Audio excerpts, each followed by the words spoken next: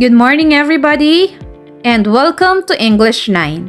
Our topic for today is about prejudice. Are you ready? Alright, so let's begin. Let us first define what is prejudice. So it is from the Latin word pre, which means before, and then judge. So meaning to say, we need to judge first before knowing something or perhaps someone. To further clarify, prejudice is a prejudgment or forming an opinion before becoming aware of the relevant facts of a case. It is often used to refer to preconceived, usually unfavorable judgments toward a person or people because perhaps of the gender, beliefs, values, social, class status, age, disability, religion, sexuality, race or ethnicity, language, nationality, beauty, occupation, education, or maybe a personal characteristics. Next, prejudice refers to positive or negative evaluation of another person based on perceived group membership, but the usual is negative. So, the most common prejudice is technically negative and not positive, but it can also be a positive sometimes. Alright, so let us have an example. All black people are poor and unemployed. So this example is a negative one. You are judging all black people as poor and unemployed. Another example, only men are great leaders. It is somehow positive in nature, praising that men are great leaders. But as you can see, it is negative in a sense that we are degrading women. Women can be great in leadership too, isn't it? Alright, very good. Okay, now let us have the 5 common types of prejudice. These are, number 1 is gender prejudice, followed by ethnic or racial prejudice, then sexual orientation prejudice. We also have age prejudice, and the last one is class prejudice. So let us discuss one by one. First, let us have gender prejudice. So when we say gender prejudice, it refers to the attitude that all members of a particular gender, all women, all girls, all men, and all boys are a certain type of person.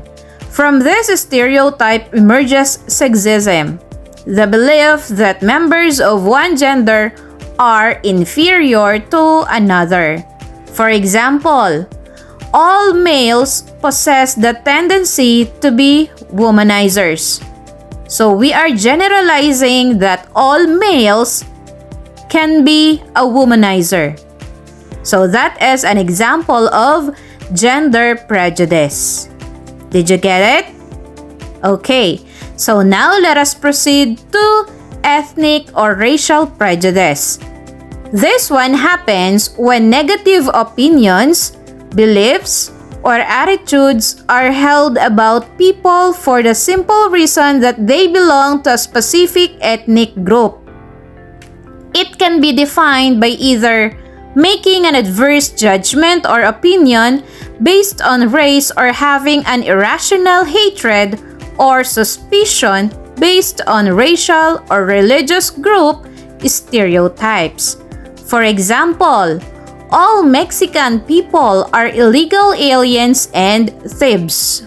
In this example, there is a discrimination based on the ethnicity or race of the people. Now let us proceed to number 3, sexual orientation prejudice. So when we say sexual orientation prejudice, this is also called homophobia. So when we say homophobia, this is a dislike or prejudice against gay people. Okay? So it is often based on the stereotype that all gay men or lesbians are immoral and thus inferior. These may include transgender or transsexual individuals or those who defy being classified as either male or female.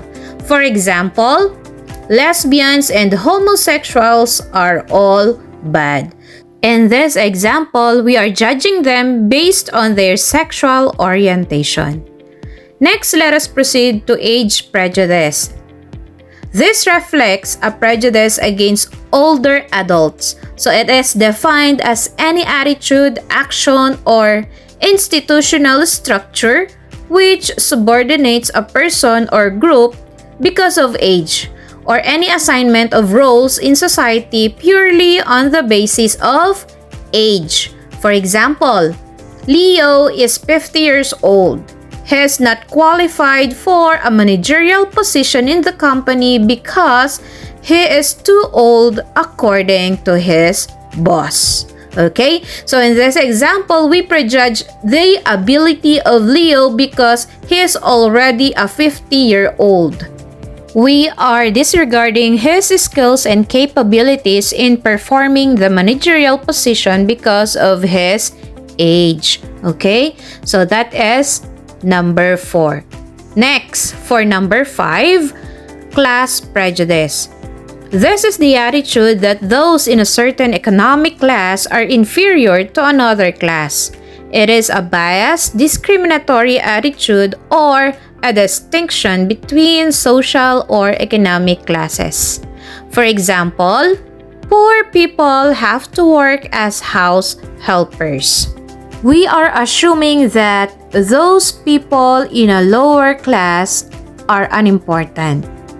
So in this, we are prejudging based on the perception of someone's wealth, education, appearance, accent, or job, and is usually underpinned by social stereotypes about particular social classes. So once again, the 5 common types of prejudice are gender prejudice, ethnic or racial prejudice, sexual orientation prejudice, age prejudice, and the last one is class prejudice. Okay, so now let us move to ways on avoiding being prejudicial.